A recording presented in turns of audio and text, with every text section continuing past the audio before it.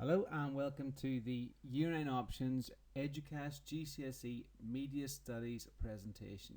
In this presentation I'll be talking through the course content and requirements for Media Studies at Key Stage 4. So without further ado, we shall proceed through the course structure and just a little bit about what Media Studies is all about. Okay, when it comes to the Year 9 Options evening, traditionally the most common question I am asked is simply, what is the media? It's a new subject for pupils at Key Stage 4. And when we look at the screen here, look at the slide, the media is quite simply channels of communication. We are interested in mass media in the subject. So as you can see here, that could come under the guise of television, magazines, newspapers, advertising, posters, radio, film promotion, websites. The list goes on and on. We look at a wide variety of media formats, and what we're looking at here on the slide is what's known as media formats. And we break these formats down. In media studies, you'll be taught how these formats are constructed. We look at the audiences that they target, we look at the industries that create them, and we also introduce a range of various media theory to help us understand these texts. So that in general is a very brief, on a very brief level, what exactly the media is. So course composition then, what is the course actually made up of? Well, traditionally media studies was a coursework heavy subject. Sadly that's not the case anymore. It's very much a written examination focus. 70% of the overall GCSE is made up of exams. As we can see here, there are two examinations at GCSE. Component 1, exploring the media, and component 2, understanding media forms and products. Two 90-minute exams, so it is a fairly there is a fairly heavy writing focus in this particular course. The skills required then for these aspects of the specification, well, you will be required to analyse an awful lot of texts. That means looking at print and AV text, breaking them down, breaking them into the constituent parts and considering what they reveal, what they mean, etc. The exam is also based on extended writing answers as well.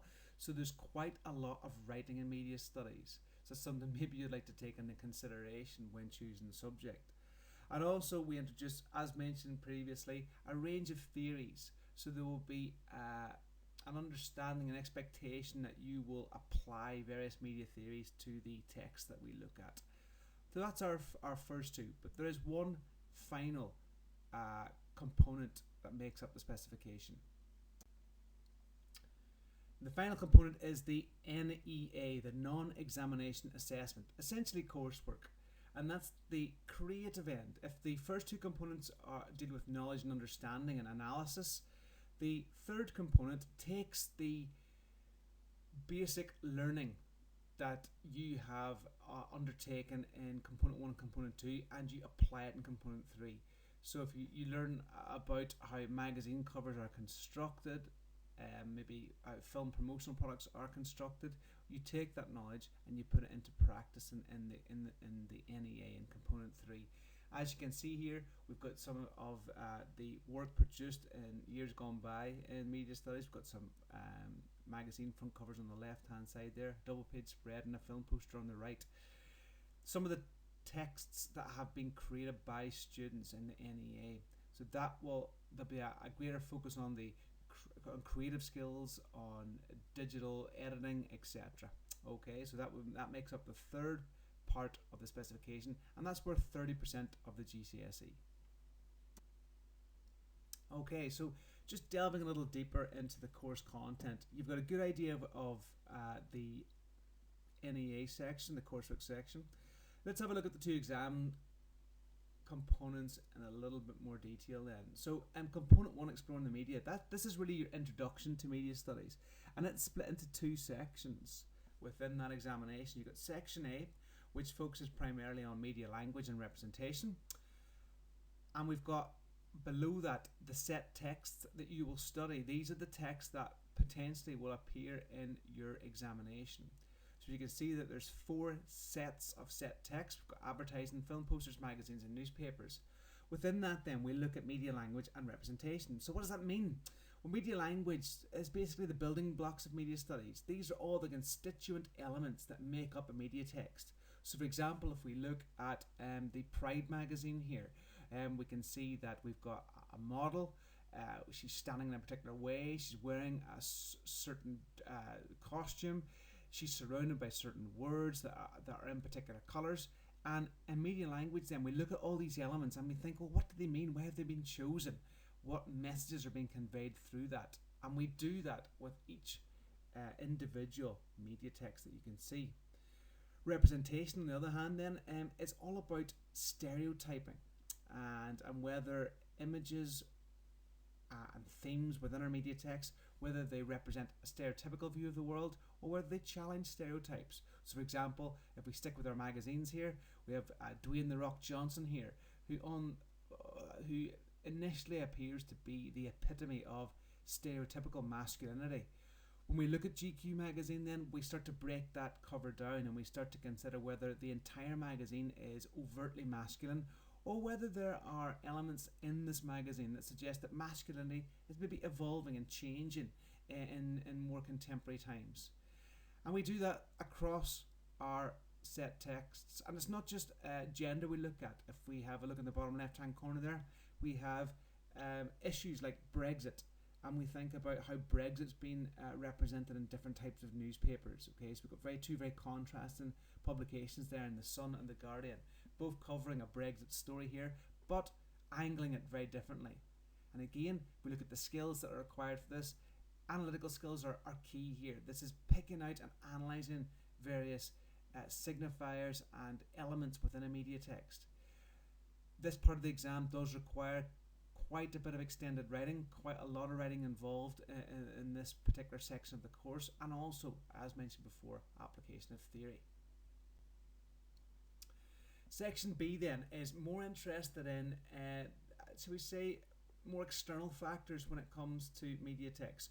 Interested in the industries behind the text, who makes them, why they make them, how they make them, and also the audiences that are targeted by these texts. And as you can see here, slightly different texts for section B. We have a crossover text with the Sun newspaper, so that's the text that covers all areas of the course. We look at the Sun online, also how the Sun has maybe changed its approaches with the rise of the internet.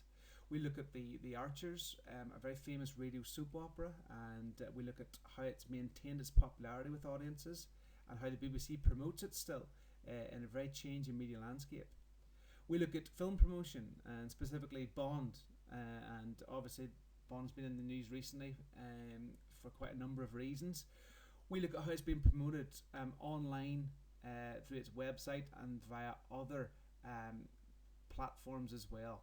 And then finally, we look at gaming, and Fortnite is currently our focus. That has changed recently from Pokemon Go, but Fortnite at the minute is our focus for our video gaming module, and we look at why Fortnite and how Fortnite has become so successful, and also who it is successful with, who's playing Fortnite.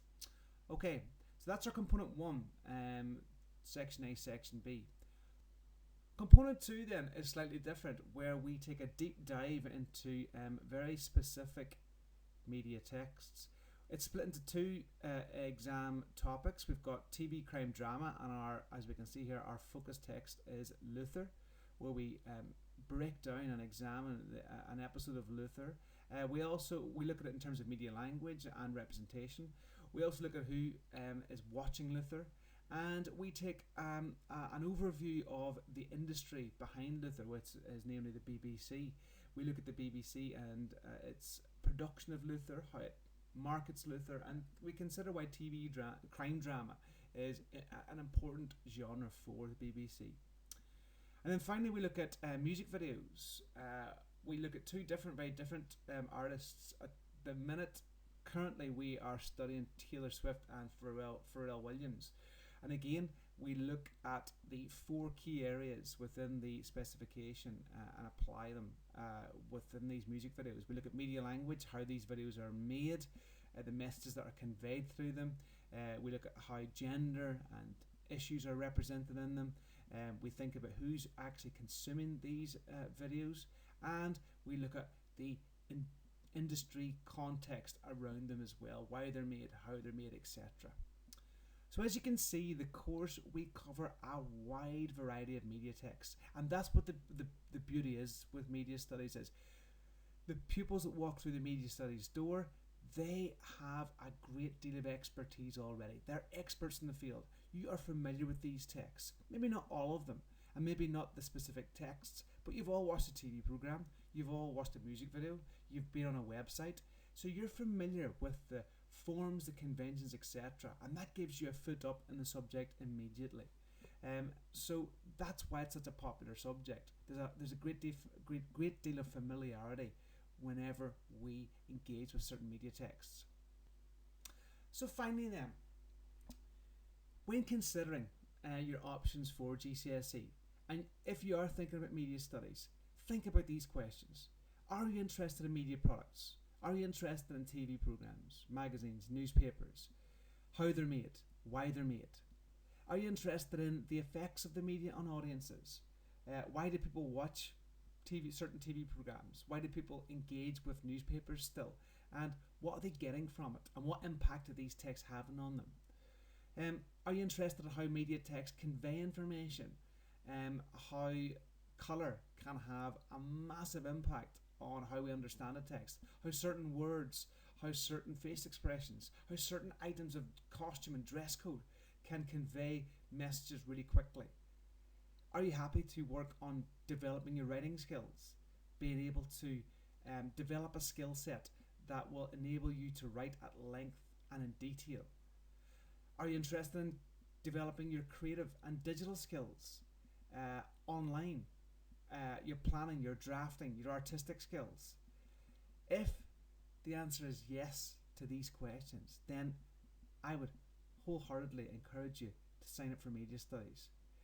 If you have any more questions about the subject area, as I said, my name's Stephen Miller. You can drop me an email at stm@belperschool.co.uk, or you can pop into L6 for a chat. I'll be happy to discuss this further. Okay, thank you very much.